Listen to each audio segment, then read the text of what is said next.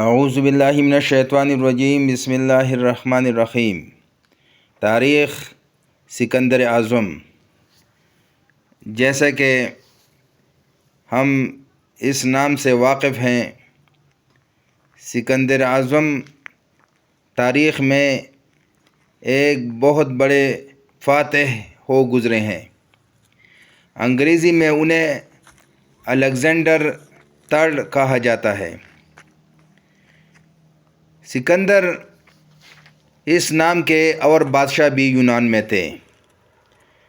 سکندر اعظم مقدونیہ کا بادشاہ تھا، اور اس نام کے سکندر کے نام کے اور بادشاہ بھی تھے، جیسے سکندر ایک، سکندر دو اور سکندر تین، جسے سکندر اعظم کہا جاتا ہے۔ لیکن جیسا فروہ میں فرعون ایک، فرعون دو، تین، اس میں فرعون کا خاندان چلتا ہے، اس طرح سکندر جو ہے ان کا خاندان بھی یہ سکندر کے نام سے سکندر ایک، دو، تین اور چار یہ ان کے خاندان میں چلتا رہا۔ لیکن یہ سکندر جس کا ذکر ہم یہاں کرنا چاہتے ہیں، اس کو الیگزینڈر تھرڈ یا سکندر اعظم کہا جاتا ہے۔ اس کا کل زمانہ 20 یا 21 جولائی سے 20 یا 21 جولائی 356 قبل مسیح سے لے کر 10 یا 11 جون 323 قبل مسیح تک رہا۔ کل زمانہ اس کا وہ 33 سال کا زمانہ تھا۔ اس 33 سال میں 20 سال کی عمر میں سکندر اعظم بادشاہ بنا، اور باقی 13 سال کی عمر میں جو اس نے ٹوٹل کل بادشاہت کی، اور اس 13 سال کی عمر میں اس نے اتنی بادشاہت کی کہ اس کی بادشاہت یونان سے لے کر مصر تک، افریقہ تک، اور وسط ایشیا، اور پھر وہاں سے لے کر ہندوستان تک، یہ اس کی حکومت ان علاقوں پر مشتمل تھی۔ مختصراً یہ کہ غالباً سکندر اعظم 20 یا 21 جولائی 356 عیسوی کو وہ مقدونیہ میں پیدا ہوئے، اور کل زمانہ وہ 356 قبل مسیح سے لے کر 323 قبل مسیح تک وہ اس زمانے میں زندہ رہے، اور اس نے بادشاہت کی 336 قبل مسیح سے لے کر 323 قبل مسیح تک اس نے مقدونیہ کا وہ بادشاہ رہا، اور 334 قبل مسیح میں اس نے ایران پر حملہ کیا، اور 326 قبل مسیح میں انہوں نے موجودہ گندہارا یا خراسان، یا آج کل جسے خیبر پختونخوا کہا جاتا ہے، افغانستان کے علاقے، اور پورے ہندوستان پنجاب تک وہ پہنچا، اس پر حملہ کیا۔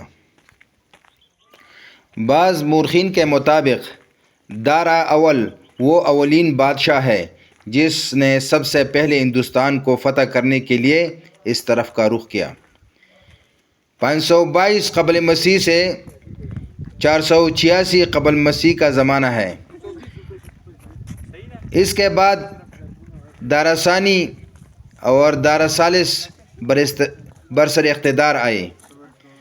دارا ثالث نے وادی جہلم کو فتح کر کے اسے اپنی سلطنت میں شامل کر لیا، اور اس نے موجودہ داراپور کے مقام پر اپنا جھنڈا گاڑ کر جائے عالم قرار دیا، اور اس لفظ جائے عالم یہ بعد میں یہ جہلم بن گیا۔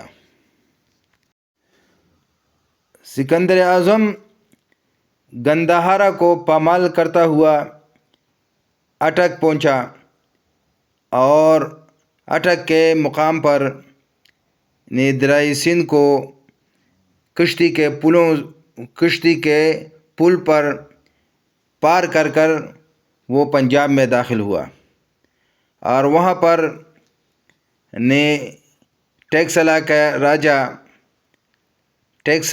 کے راجہ امبی چند نے اس کا استقبال کیا اور اس کو اپنے ساتھ اپنے راجدھانی یعنی ٹیکسلا لے گیا۔ اب سکندر اعظم نے دریائے جہلم اور چناب کے درمیانی علاقے کے تاجدار والی شاکوٹ راجہ پورس کو اپنی اطاعت قبول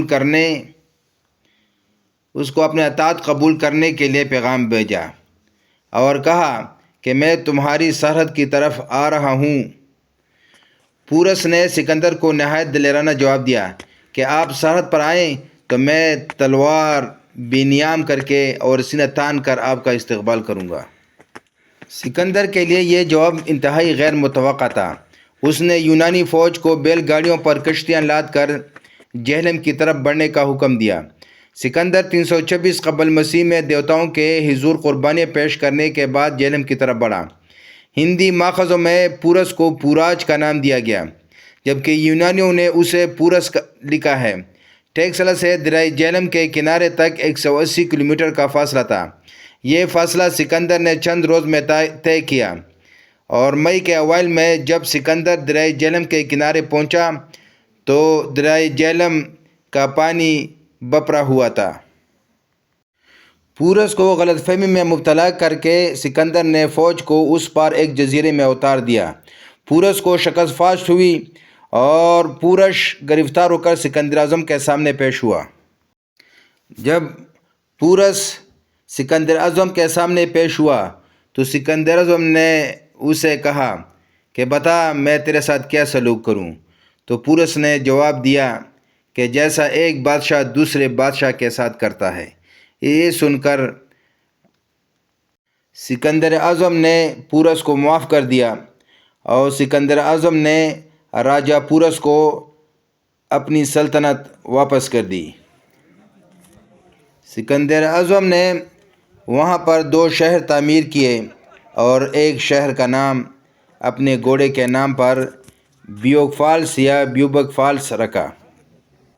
اب اس کی فوج تک چکی تھی، حوصلہ جواب دے چکا تھا اور تکی ماندی فوج کے مطالبے پر وہ یونان کی طرف واپس ہوا، ریور 20 کی طرف مڑا اور 323 قبل مسیح میں بابل میں وفات پائی۔ اسی طرح یہ عظیم بادشاہ 20 سال کی عمر میں بادشاہ بنا اور 30 سال کی عمر میں عظیم الشان حکومت قائم کی اور کل 13 سال حکومت کی اور 32 یا 33 سال کی عمر میں اس دنیا سے رخصت ہوا۔